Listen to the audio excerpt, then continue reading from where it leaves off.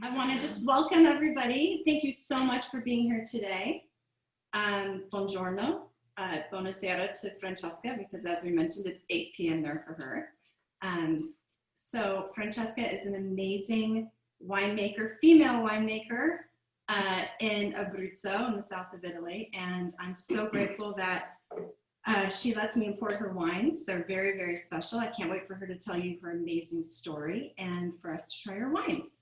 So if anybody has any questions, there's a chat box. Just write in your question at the end. Samantha will read them off. And with that, I'd like to hand it over to Francesca. Thank you.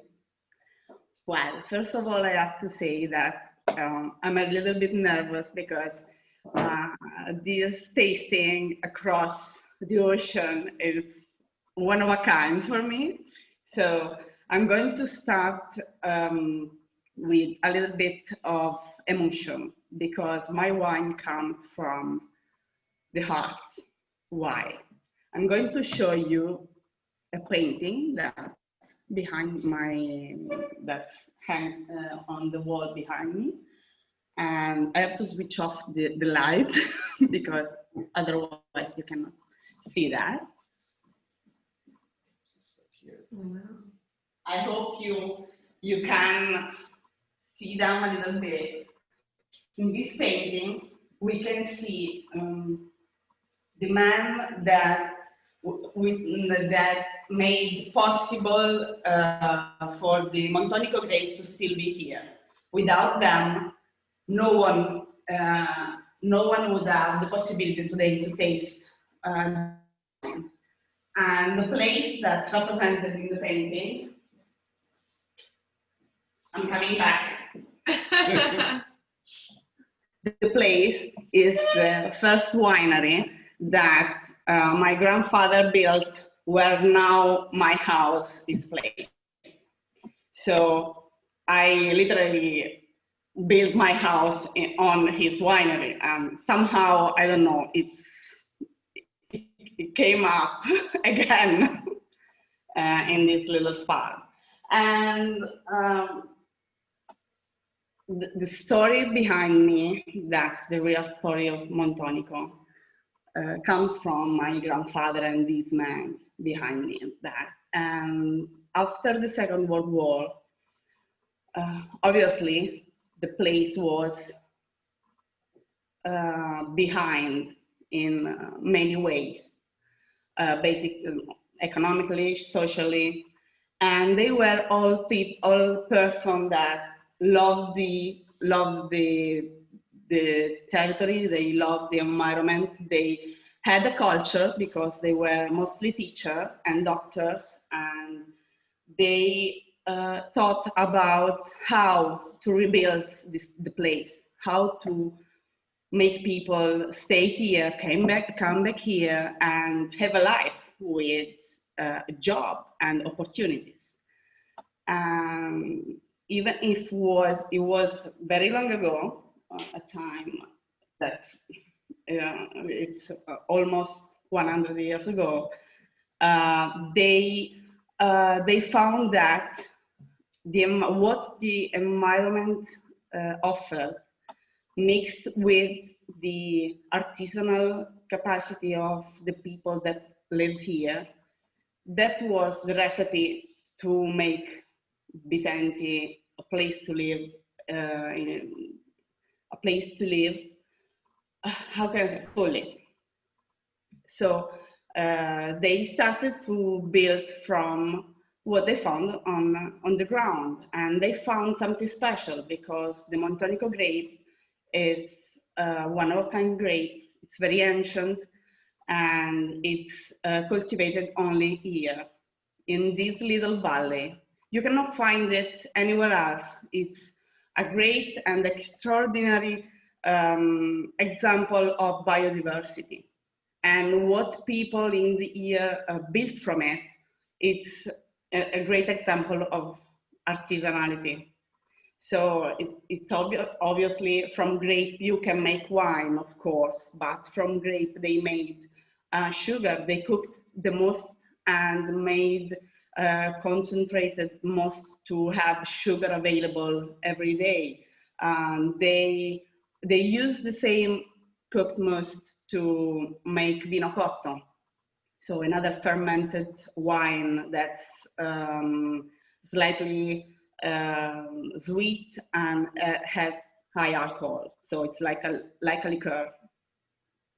And they also made a lot of pastry from it.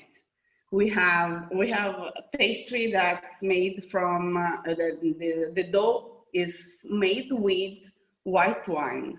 Someone nearby, in a little place, in a little town nearby us, nearby Vicente, they made cheese from using also Montonico wine. So as you can see, it was the economy of the place. In fact, in 1911, no, in 19, sorry, between the two world wars, we have a record that in Vicente were produced more than 11,000 quintal of grape.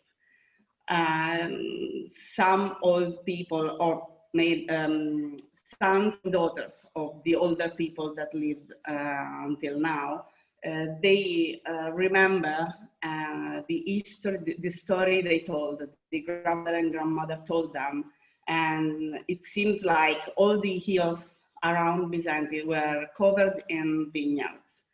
Unfortunately, it's not like that now, because after when economy started to grow up again, well, the Montonico grape was not the easiest grape to process, because as you will see later on tasting, it has its character, it has its acidity, it's someone that you have to love. It's something different.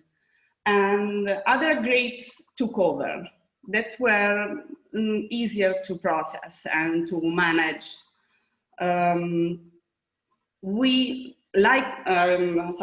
Thanks to these people, in Vicente, there was,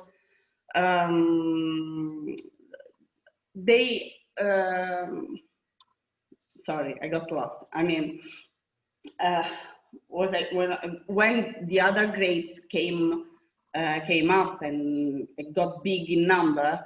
Also in Vicente, some people started to throw away their vineyards to substitute Montonico with other grapes, and thanks to them, some people remained chained to the Montonico, because they found a way to make it live. They encouraged farmers to keep it. They built a little winery, a co-op winery, to process the grape. And they started again the festival of grape and wine, Montonico wine. That's also the first Sunday of October. It's the festival of Montonico grape in Vicente. And that's amazing, because floats will go around the little town where little children, they will dress up as old farmers, and people will, yeah, it's fantastic. You have to come because and then there is the wine and the food. It's a very happy, obviously, it's a very happy festival for everyone. Anyway, so thanks to them, the Montonico is still here. And thanks to my grandfather that brought me with him around when I was a little kid that didn't want to go to school, to kindergarten. I liked to cry, so he wouldn't let me go in, and I would go with him in the winery and on the vineyard, and I would follow him everywhere. Thanks to this, my fantastic childhood, I came up to be a farmer myself. So my grandfather wasn't a farmer, he was a teacher. He was a teacher, he was in love with Vicente and with the Montonico. and he just gave that to me.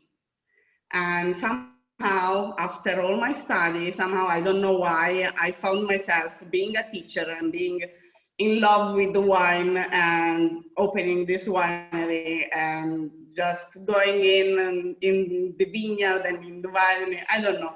I found myself in his shoes, and I hope to be a little bit at his level, to make him proud somehow. Okay, enough about me. You're amazing. I know I talk a lot about my grandfather, but he was really an example, and it was all about the environment and young people, because for him that was the answer to everything. In particular, for this abandoned area that we live nearby the mountain, so it's easy to go away and it's tough to stay. So you have to have a reason to stay, and without something that bonds you to the place, you will not. So I want to propose to start with the sparkling wine. Perfect. Is it okay for you? Perfect. So we start drinking, so you can endure my blabbing about my grandfather. No, please. Okay. It's amazing. While we open the bottle, you will notice this little tag on the bottle. It's written in Italian, but I want to say a few words about this tag. First of all, I make my wine, both still and sparkling wine, from 100% Montonico grape. My project started when my grandfather died, because of course with him died the culture of keeping alive the grape and this tradition. And after a few years, I found myself thinking of trying to take his place. And to do that, I had to, first of all, build new vineyards, plant new vines, because here they were almost extinct. So I planted 3 hectares of Montonico, the biggest vineyard in the world of Montonico. You know, it's small, but it's an achievement. So I'm proud of it, because I helped the vine grow myself. I went there every day. I also talked a little bit with them, and I followed all the main phase in the field. So first of all, I planted the vineyard, and then the second thing I had to do was make a good wine, a very good wine from the Montonico grape, because the first thing I had to do is make people see that even with the grape that's challenging, you can have an exceptional bottle, and it's the diversity. It will be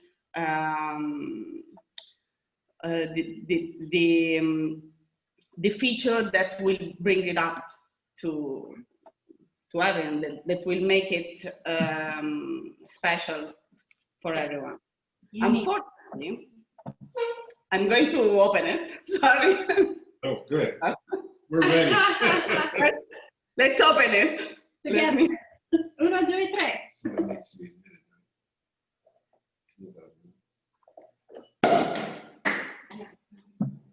Woo! beautiful. Okay. I love this. I made it pop. I was waiting for your pop.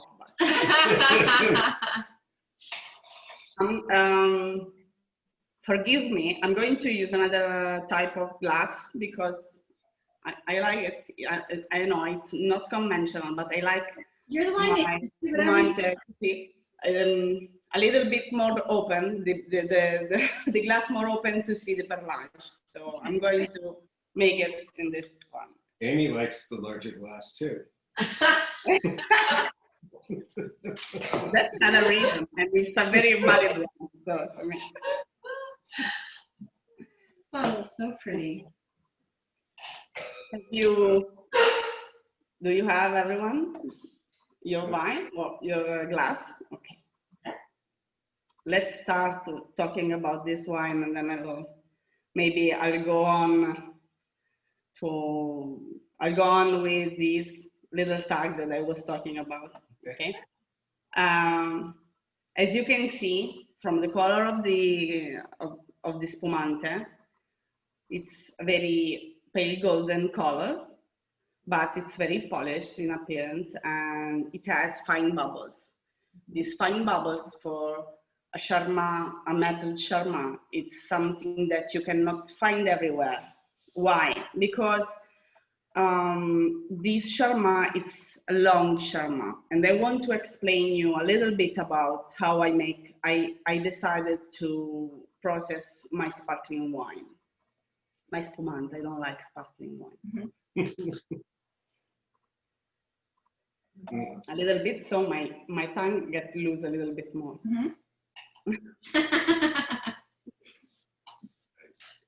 So I like to why I decided to make spumante from the Montonico grape. First of all, because the grape it tells you to do it, because it's characteristic, its acidity, its pH, and all the data were there to say let's do spumante, let's make spumante with this grape. And of course, the first one who thought about it was my grandfather 20 years ago. And they started a project making Metodo Classico or Champenoise, the same that we have in France, basically. Okay, I'm not doing that at this time because I decided to go on slowly with my products, and because of course I'm building from scratch, I'm building from the land, from the vineyard, and I'm building very slowly my winery and all the product that I can make. So first of all, I decided to make a Charmat. And what's the difference? The Champenois, we make the Champenois with the second fermentation in the bottle. We make the Charmat, that is this one, with this, letting happen the second fermentation in the tank, in a pressurized tank.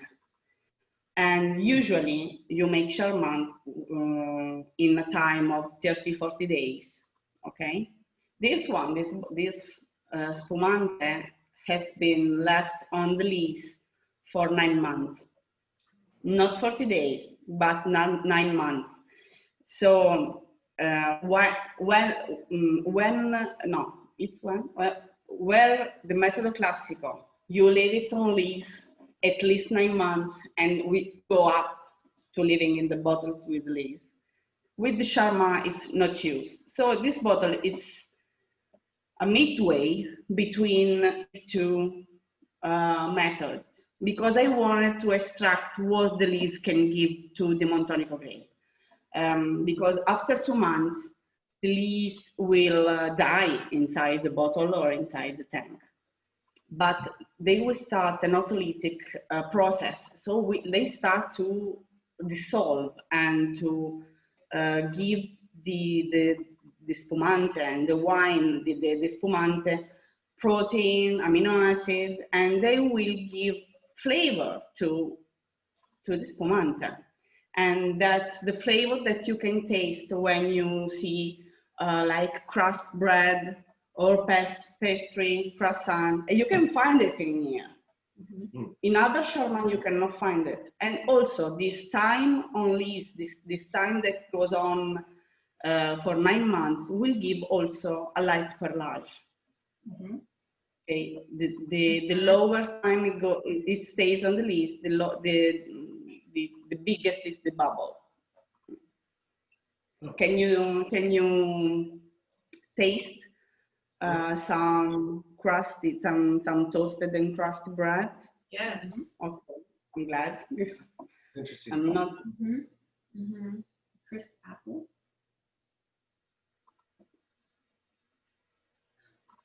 Let's go on to Green.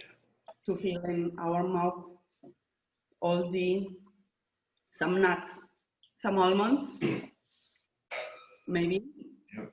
and dried fruit. Can you taste the apple, the dried apple, and something more? Apricot? Can you have? Yeah. Apple for me. Mhm. Yeah. Yeah. You can sense also some variety of you can call them they are flowers but they are used to in the kitchen.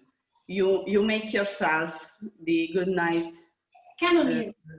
chamomile. Yes, Chamomile. Yeah. chamomile. You can taste chamomile. Yeah. Chamomile. And of course, it comes from a very strong and acid wine, grape. So you can feel a little bit of citrus feel. You I love can that have acidity. that taste in your mouth. Huh? I love that acidity though. It's not too high. It's No, because in the second fermentation, lots of that acidity gets transformed. So it transforms in other kind of flavors that enrich the obviously the base wine. And then in your mouth, I mean, I like the schiuma. I don't know how to translate the schiuma because it's not foam. It's foam. foam. Okay, but I don't like foam. Okay, I like the schiuma. Yeah. The perlage. Yes. You can feel it in your mouth. It's very fine and you can still feel it. It's persistent. You can also feel the tension of the perlage in your mouth. And it's fresh. It's a very fresh spumante. I don't know. I like to drink it with my entire meal. I don't use it only to have aperitif. I can use it also to have a proper meal that obviously it's fantastic with fish.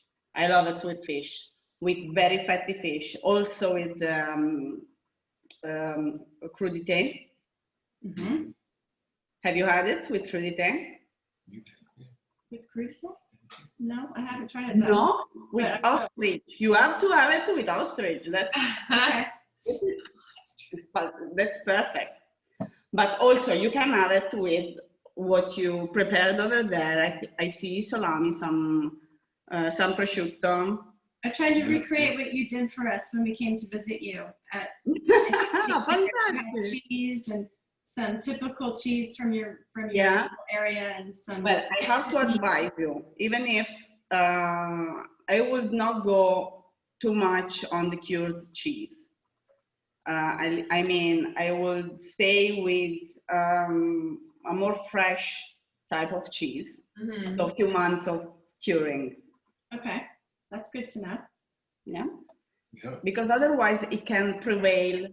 The flavors can prevail on this wine because it's a delicate taste. It's not something strong or invasive. But that's the perfect. This is the perfect. Both this wine are the perfect companion to a meal that has different plates. Because every time you have it in your mouth, it cleanses your mouth. It just polish or it just make it zero to start again with another flavor, another course. Yeah, that's true. Might as well try it. Well, yeah, because I don't know if I'm. I began from one point. I went up to another. Great. I'm a little bit messy with my tasting. It's It's wonderful. amazing. We We would love to know about. Yes, I started from this. I wanted to go over them. I wanted to go back here. So I thought so vineyards, very high quality wine and spumante. That the two were the basis of my project.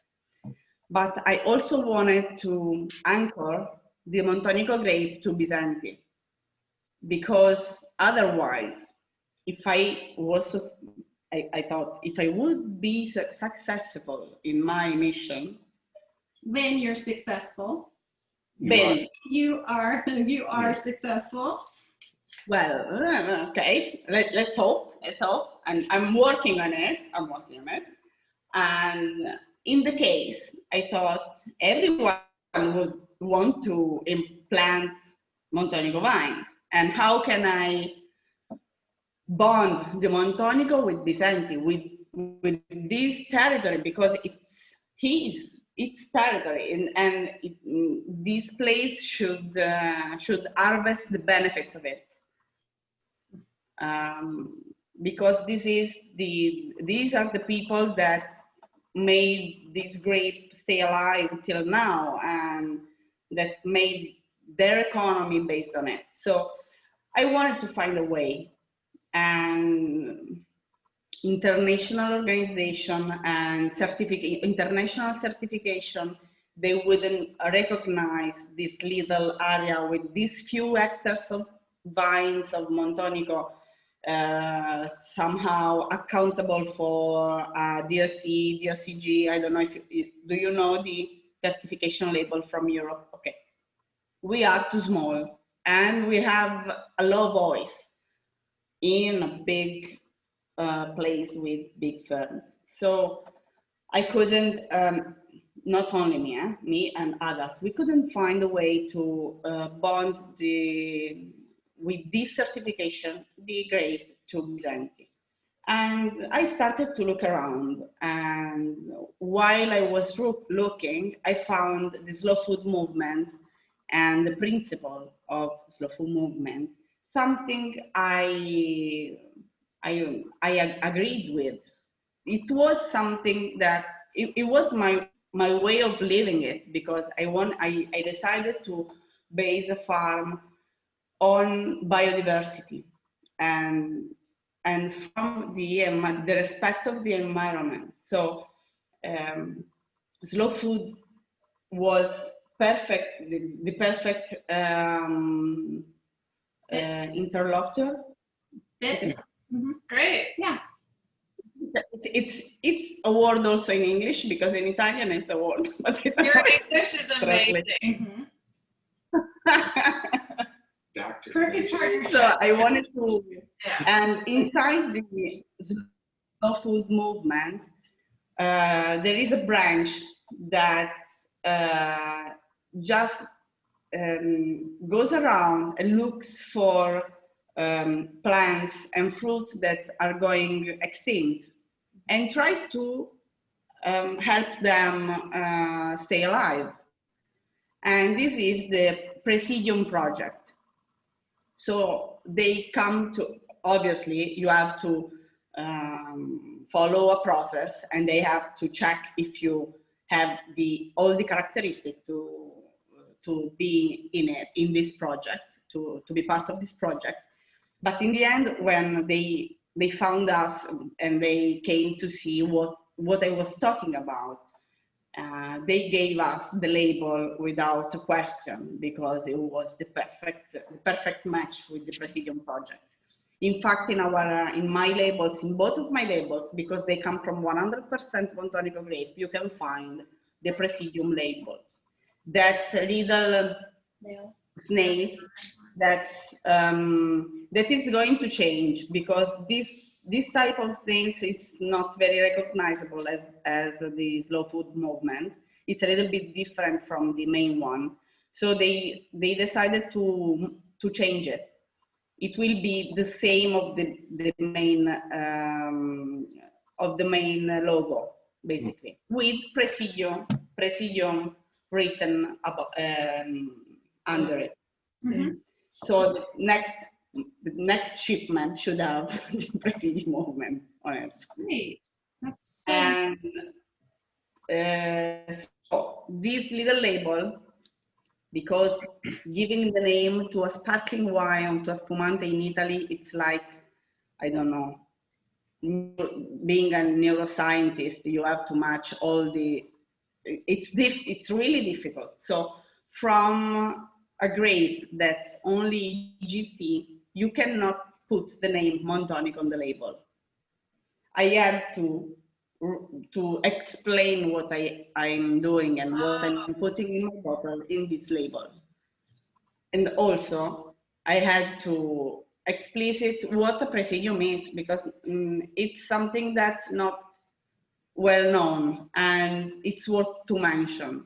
So I made these little collars to give some information about this project we are in. Mhm. It's in Italian, I know, but I'm going. I'm I'm going to translate it. I think Google Translate can help you, but if you want, I'm here. I think Americans are really well informed about the slow food movement here. It's a big, Yeah? it's very, absolutely, yeah. Well, it's very good. And we have rules to follow. Mhm. Well, while we, in the vineyards, we cannot use pesticides. And we can, I mean, we can use the one that are approved. We cannot use stuff to, I don't know how to call it, that doesn't let grow grass. Mhm. How do you call it? Mhm. You can't The use one that you put on the ground. Mhm. The seed. Herbicides, maybe. Oh, right, pesticides. Yes. No, the one that doesn't let grow the grass down on the Right, like a on weed. the land. Mm-hmm. Anyway, it's bad for the environment. It's bad for bees, and we don't use it. We don't use it. We wouldn't use it even if we didn't have um, the restriction. Do you want to go to the other bottle? Yes. Yeah. Per favore. Yeah, I could stay with this one. I have to open it. Yeah. Diana, thank you. Is it? I could read her lip.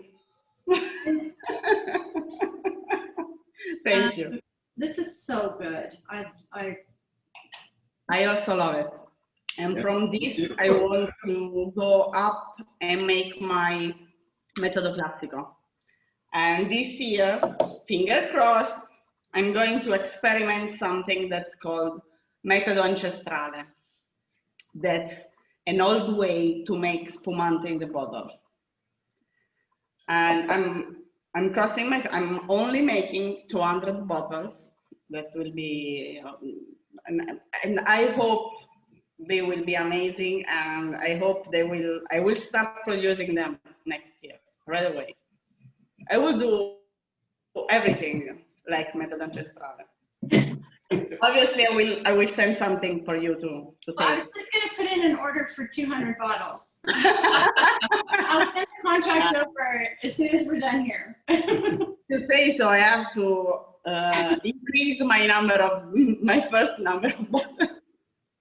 Okay, 190, fine. I have to be honest, I tried it last year, but the guy from the winery, they tapped my bottle, they closed my bottle. Mhm. He made some error, so they exploded, all of them. Well, Oh, With the lid, they made an error with the lid, and they just exploded. So I'm very sad, but I don't have one here to taste with you. I'm sorry. oh. I would have wanted to to send it to you. The first trial I wanted to send it to you with this shipment, with the next shipment, but I'm sorry. That sounds like a good idea. Yeah. My shipper would be not happy with me. No. Okay. First of all, I want to tell you about the age of my bottle, the year of my bottle. For sure, you're used to white wines that are of the year before, the harvest before the year you're drinking it. In Italy, it's usually like that. You drink the year before. We are in 2020. We should be drinking 2019. But this is not a normal white wine. This is a white wine from a grape that has a high acidity and that's able to age. And not all the white wine are able to age. And I am very proud of having, because it's something special for white grape. So I make all my bottles and I let them age at least 1.5 years before putting them on the market. At this time, at this moment, I'm not, I still don't give away the 2018 bottle. So we're still drinking 2017 because it's his time. It aged the aging in the bottles gives the wine a maturity and an elegance that it doesn't have right away. And even my grandfather used to say, before 1 year, you cannot drink Montonico. It was like a dogma. You couldn't drink the Montonico before it had 1 year. In fact, during the festival in October, we used to drink the wine of the year before. We opened the tank from the year before, and we were all very happy with it. Obviously, it's easy to be happy in a wine festival, but we do not let drink the kids, but even the kids are happy in this time of the year. Anyway, you know that if you make the circle of the wine, you can notice that this wine doesn't have a very high amount of alcohol. In fact, the arching of on the glass, it's very, you can see very few arches on this glass. And this is something that's typical of this grape, because here we have very low temperature during the night. We have an harvest. This grape is a grape that comes a little bit late respect to the other white grape cultivated in Abruzzo. So while the other starts the harvesting mid-August to finish it the first week of September, we harvest at least the third week, from the third week of September through October. My grandfather used to harvest after the 20th of October. For him, it was not the grape was not ready to be harvested before the 20th of October. Obviously, now we are not only looking for the right amount of sugar in the grape. We are looking for the right balance between acidity and sugar. So for us, it goes a little bit ahead. We are going to harvest 2 weeks, 3 weeks before what my grandfather used to do. And the product that comes out of it, it's a product that has a low amount in alcohol, because the grape gives that. It's the right amount of alcohol for this grape. We live nearby the mountain, and you will not have in this bottle a product that's high in alcohol, that's rich, and that's a meal in itself. No, it's something light. It's something light like the air that you can breathe in the mountain.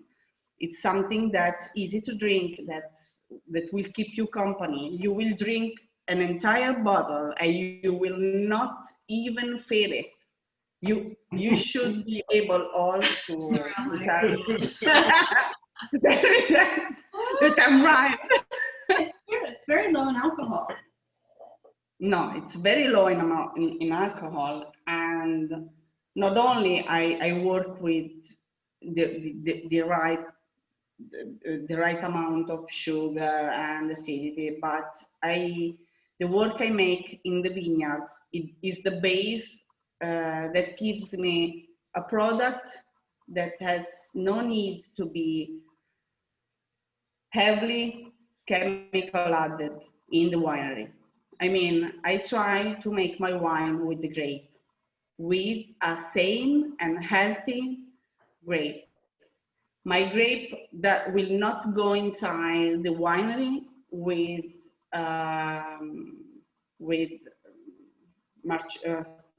marchuma, with a part of it that are not perfectly healthy. Mhm. I sent some photo to Amy. I hope you will show them that the grape I harvested was perfect. Beautiful. And that's why I don't need to use high amount of sulfites. I don't need to be a little chemist with my wine.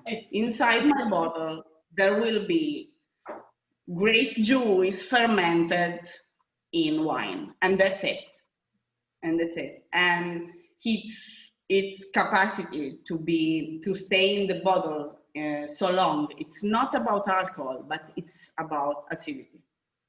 Don't let confuse. It's not the alcohol that gives the wine the capacity and the ability to stay in time, to stay wine in time and not re-ferment in vinegar.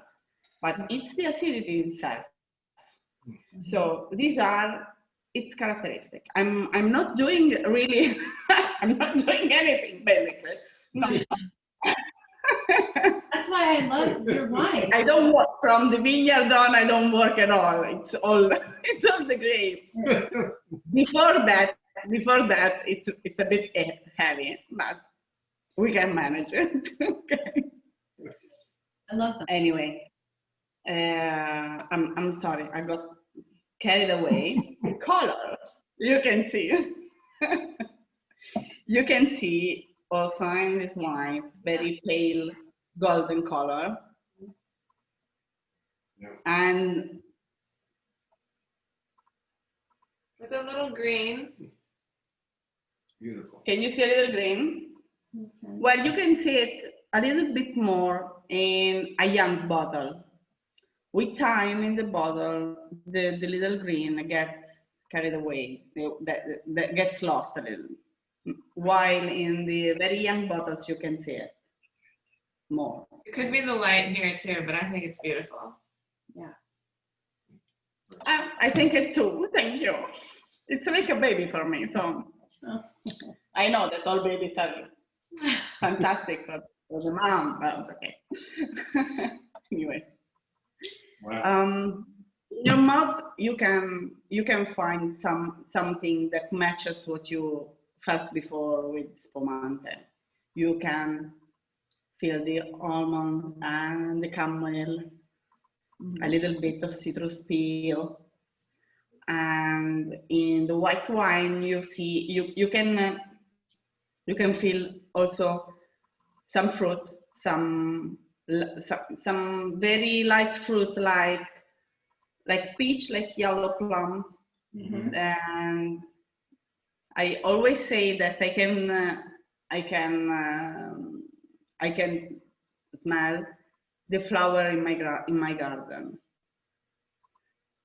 I don't know if you have the same flower in your card, I don't think so. But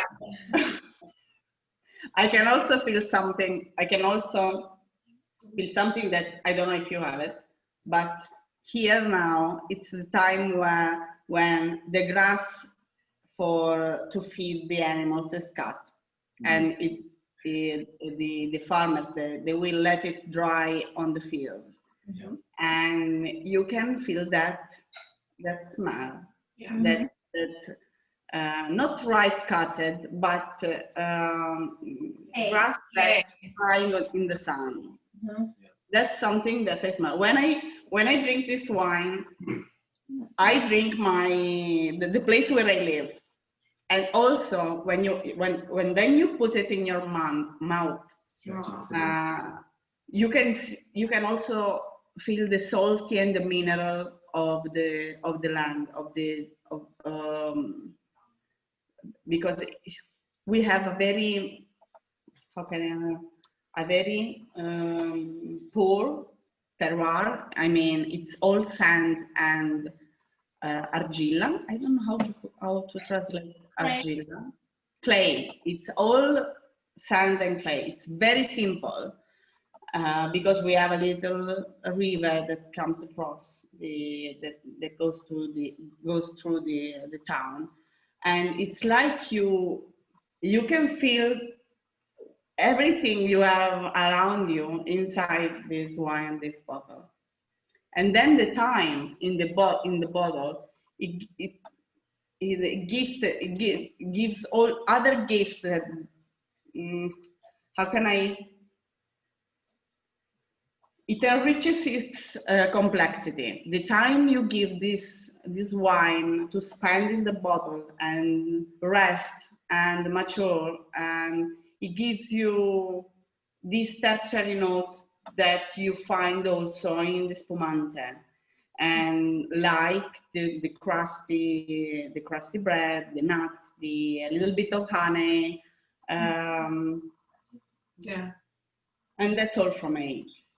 It's not from the fresh type of this grape. When you, if you try the ready-made wine, just finished fermenting, it's strong acidity. It's very refreshing. It's very high in acidity. This one is very high in acidity. But if you try the one that comes from the fermentation, right off the fermentation, it's strong. It's very, very strong. Not for all palates.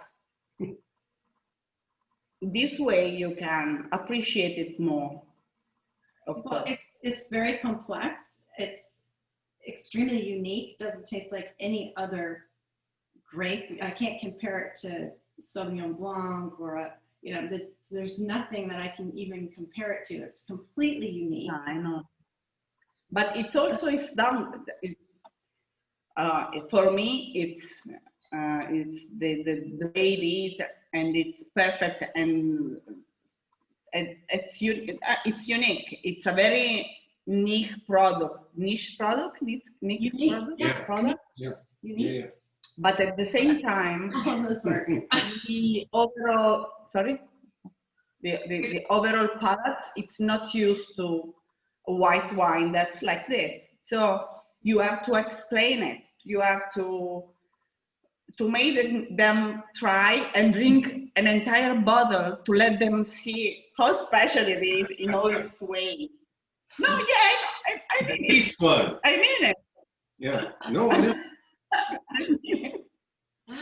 I like that sales pitch. That's wonderful. Everybody should buy a couple of bottles and try them, and then buy a few cases. And then let me know. If I'm wrong, I will send you a box of wine to say sorry, but I don't think. That's a pretty good guarantee. That's a good guarantee from a winemaker. Can't go wrong, people. We definitely. And everyone will say, no, I wasn't over. I had a very, very bad headache.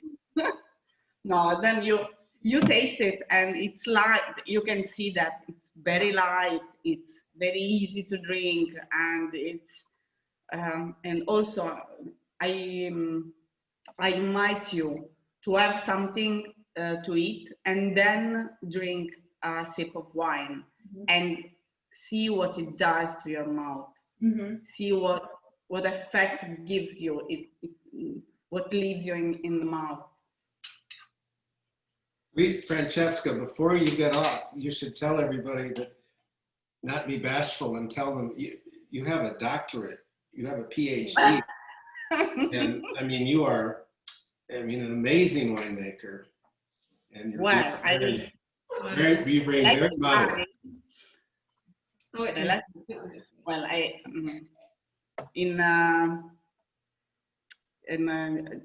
during my life, that's going to 40, I used to want to be different type of adult.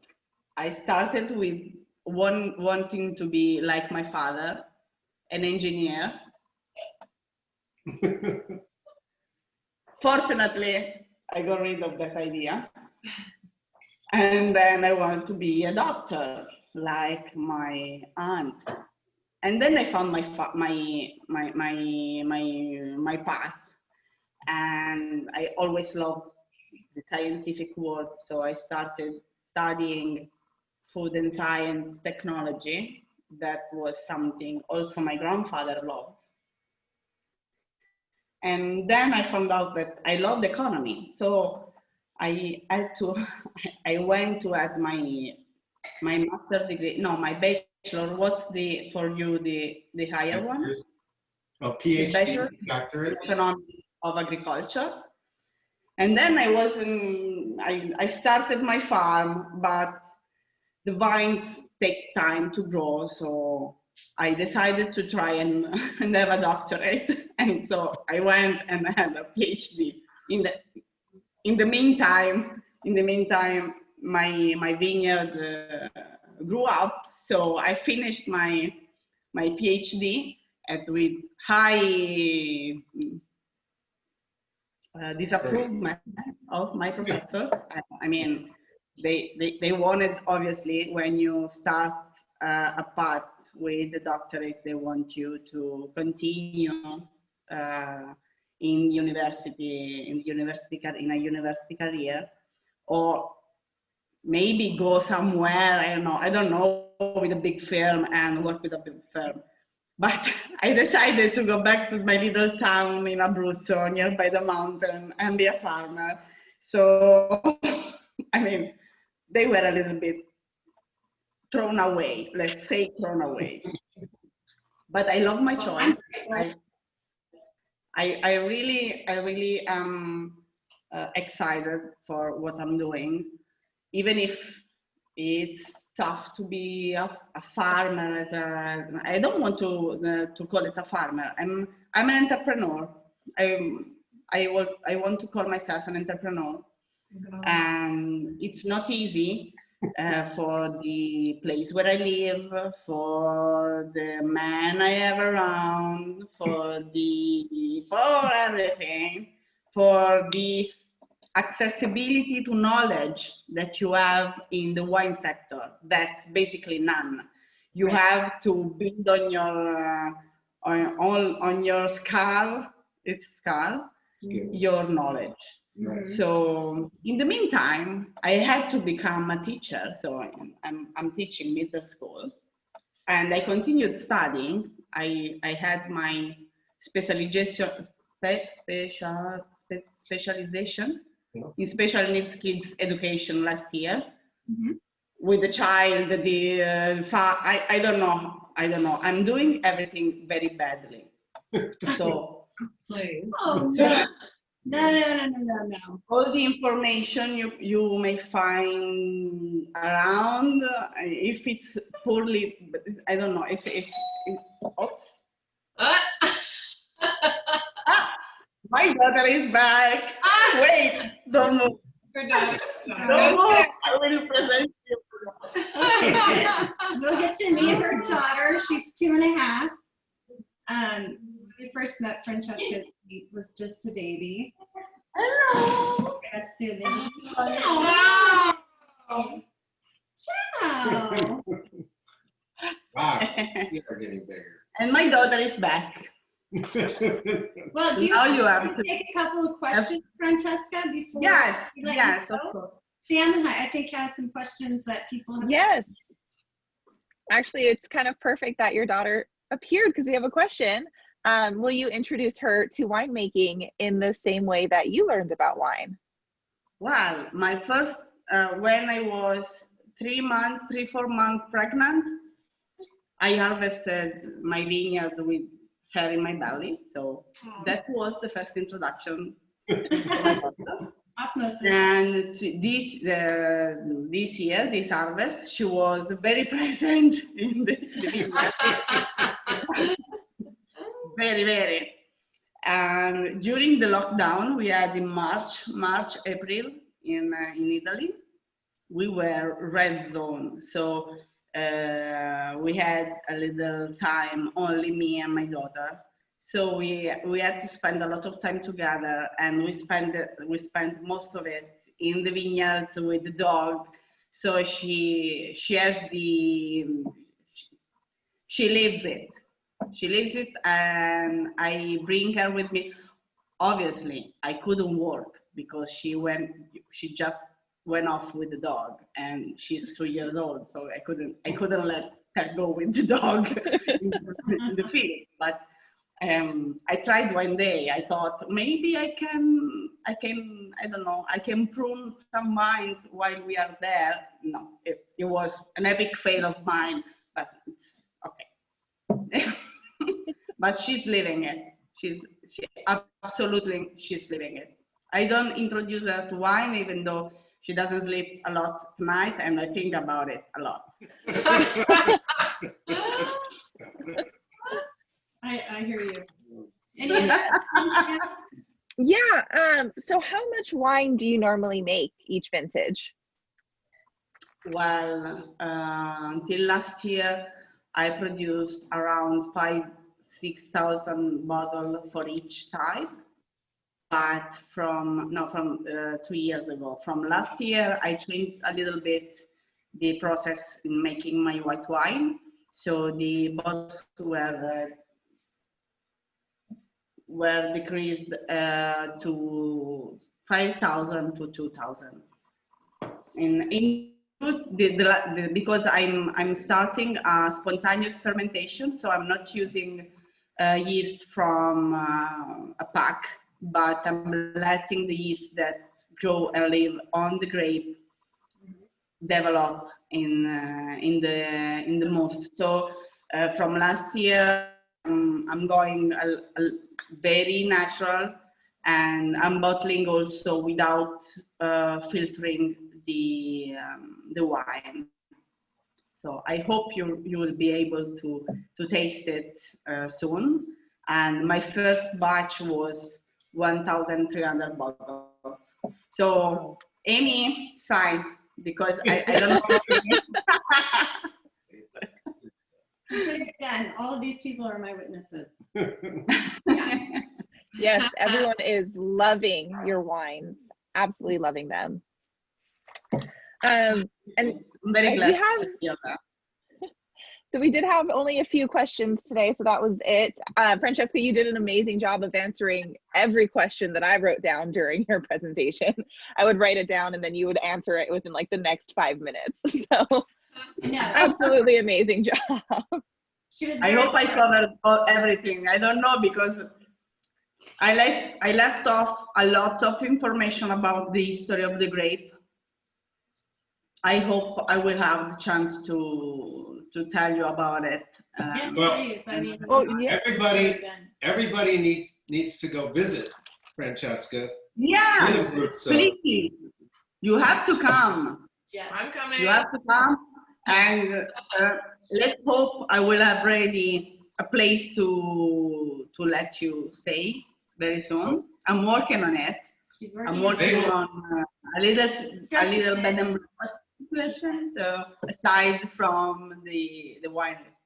And they will all work for you. They'll work for you during the harvest. Well, then you have to come here between late September, the beginning of October. You have to bring your sisters, because I don't have for everyone.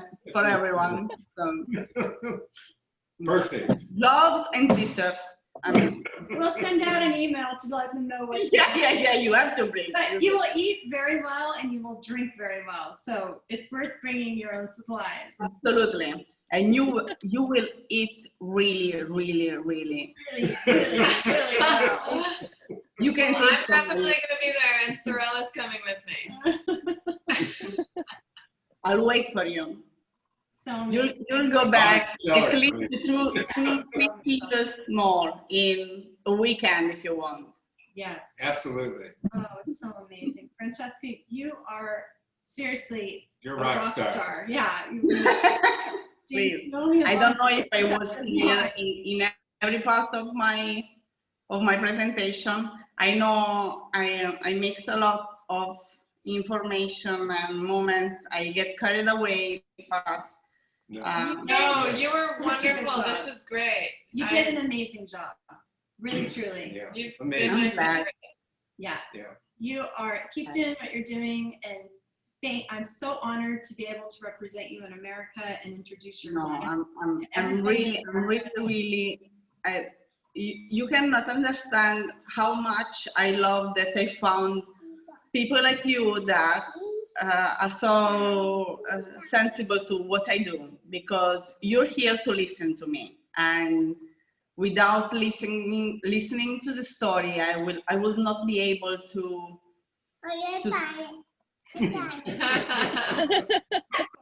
You want more bread? Mangia bellissima. Brava.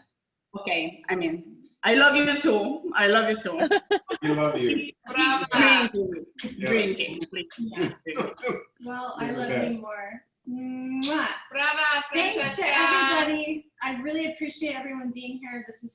It just is so much fun for us to be able to share these wines and to be virtually transported to Abruzzo today and get to see your daughter. And it's nice to see all of your faces, and I appreciate all of your support. Thank you so much. Mwah. Ciao. Should we unmute everyone for just a second so everyone can say something? Thank you. Thank you. So Loved every fun to be second. next to your Wonderful. mom. Mrs. Amazing. Riley, thank you so much. We can't wait to visit you, Francesca. Well, I'm already waiting for you. 2021, it's happening. I know. Let's hope they let us travel. Yeah. Thank you so much. We enjoyed it. Oh, you guys, I love Ciao. you so much. Thank you so much. This is Love you, delicious. Dad. Love you, Tassie. So good. Yay.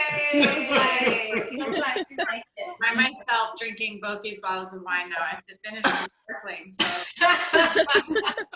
Got a girl. Good. Sunday. You know about that? It's only 11%. Sorrel teaches usually 2 or 3 Pilates classes a I day. took the day off from Pilates to drink wine. You can do Pilates on my wine.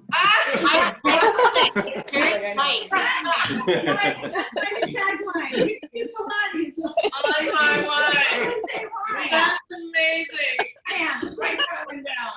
Yes. We just need Sorrel to do Robert, you it. can see Robert in the corner Oh, down there. Yeah. Hi, guys. so much. Thank you. You know, you're going to have to come fix us the little things that go along with all this. So awesome. You have to shift those to us too. Love you, man. This laugh is the best laugh. Oh my God. You can tile it. No, you can tile it. Does my dad look like his dog, or does his dog look like my dad? Who's who? Thank you so much. Oh gosh. Yeah, good shit up You there. can do Go, everyone. Izzy. Look at those dogs. Oh my God. You guys.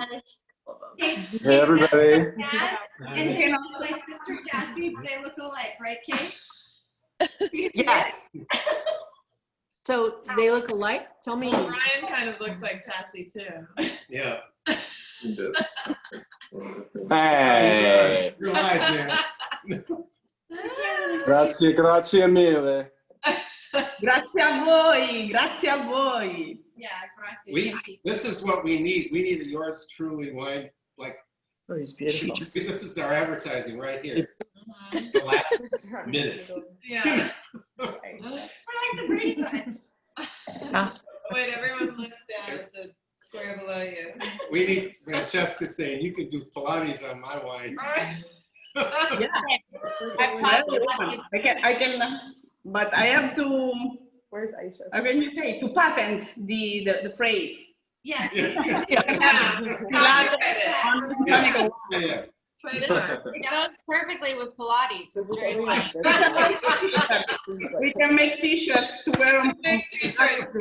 We'll connect the two of you. Yeah, you two need to meet. Because Soraya loves being in Italy too, by the way.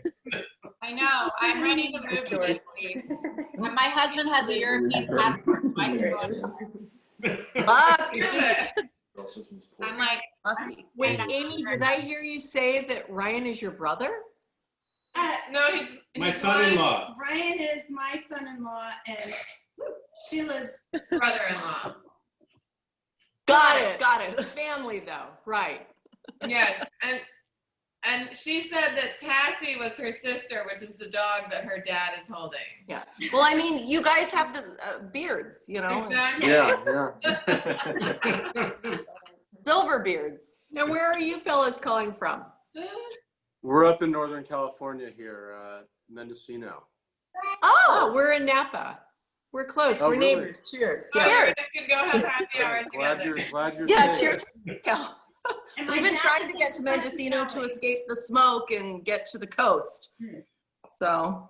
Well, yeah, we're in Anderson Valley. It's nice and clear here right now. Nice. Thank goodness. Great. Yeah. Hi to everybody. Tony, good to see you, buddy. Have a good cigar today. Hi, Sorrel. hi, Ryan. Okay, Little so buddy. maybe we just all go do Pilates now. Hey. Or have another bottle of wine. Yeah.